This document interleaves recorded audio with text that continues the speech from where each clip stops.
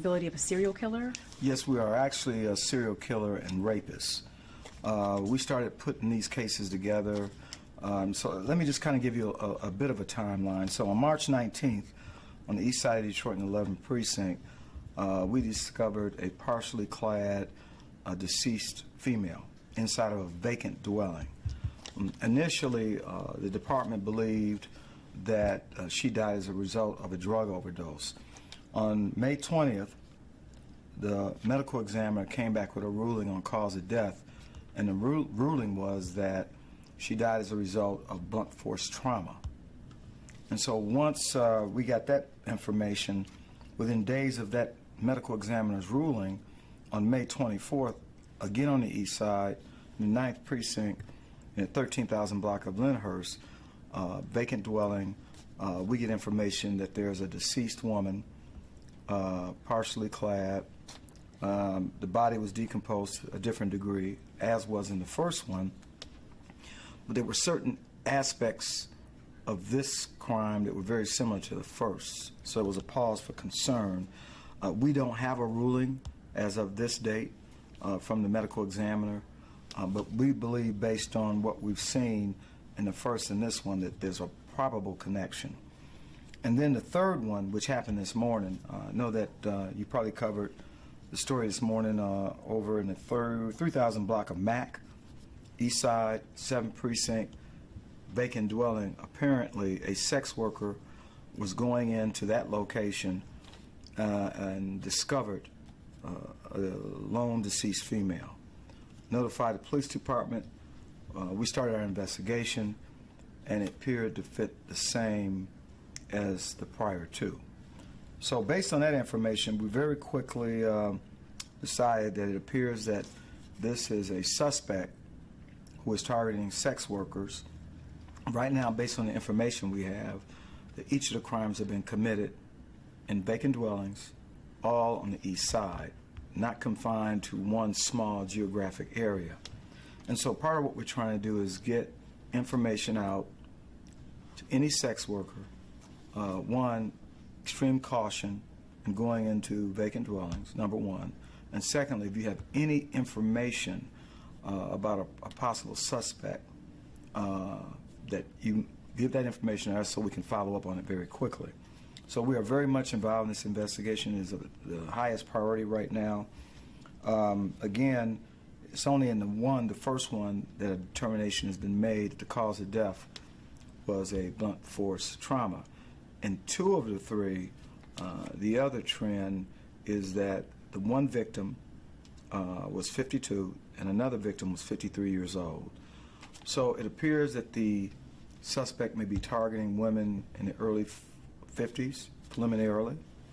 And so sex workers, and each crime occurring inside of a vacant dwelling. So in addition to asking help from sex workers, we're also looking for help from people who live in communities that are adjacent to a vacant dwelling that may have seen some suspicious activity that they call our 1-800-SPEAK-UP. We're asking for the public's help, which includes our sex workers. At this point, that's all I'll say about it. Of course, there's a reason why we're linking the three, but because we're still very early in this investigation, we just want to identify the violent perpetrator and bring some sense of closure. And was this determination figured out today? Because, of course, there are some community members who are saying rumors that there was a serial killer. Let me just say, I'm happy you asked me that question. This has nothing to do with the erroneous information that was being placed out a week or so ago that a serial killer was at large and dumping women in dumpsters. Suspect in that one incident has been apprehended, and we're moving forward on that case. This is totally separate. This is an investigation based on what we believe to be a very significant pattern. One of the challenges we face when you talk about vacant dwellings, it could be days before we're alerted that there is a deceased. As I indicated, these women, each of them, the bodies were decomposed in various states. And the most recent one, it was discovered by another sex worker who then alerted us. So that becomes our challenge. But the bigger challenge also is that the sex worker community is generally not going to talk to us. This is not about apprehending sex workers. This is about apprehending a very violent, predatory suspect. We need to get him off the street.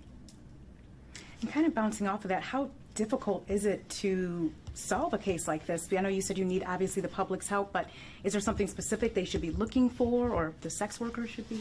Well, I think our key is through the sex workers. I remember a case very vividly years ago when I worked fights in the city of Los Angeles. There was a serial killer rapist who engaged in his violent behavior for in excess of 20 years. I believe it was 2 years ago. He was just arrested. Come to find out he was a city employee. And so when you talk about a serial killer, there are patterns that we look for. Sometimes they're not always predictable in terms of how long. But as you can see, the timeline that I'm talking from March 19th, May 24th, June 5th. And this is just what we know about. I'm not suggesting that there are any additional victims, but we are asking for the public's help because, sometimes in the vacant houses, if it's a fire to a house, we may come upon a deceased, and this could be part of this pattern. Do you believe? So we're not trying to create fear in the community, but it is a pause for concern for the sex workers who are out in our community, who are engaging in sex acts. Right now, it seems like the suspect is targeting sex workers who engage in illicit sexual activity in vacant dwellings. And on the east side? Right now, the east side, but I want this message to go out across the city. We don't have any similar patterns anywhere on the west side. Right now, the 11th, 9th, and 7th precincts, it's not a very small geographic footprint when you look at where the crimes occurred, but right now all are on the east side of Detroit. You believe this is the act of one person? I believe, based on my experience and the work of the investigators, there are certain things that we look for and see that are consistent, and I'll just leave it at that. But we are going to find them because we believe that there was a sex worker, or there's someone who lives near or around a vacant dwelling that may have saw some suspicious activity, and that information would be very helpful for us. And at this time, do you have plans to maybe have officers or community members, well, probably not community members, but officers look into vacant houses or see if there could be? We got a number of things that we're planning to do. Again, this is rapidly emerging. We're talking to our key investigators in the next 15, 20 minutes. We're meeting with some community activists who have already been alerted of what we believe the beginning of these serial crimes, murder and rape. And so they're going to be assisting us, particularly focusing on the sex worker community, to find out if there's any information. I suspect that we'll get tons of information within the next 24 hours.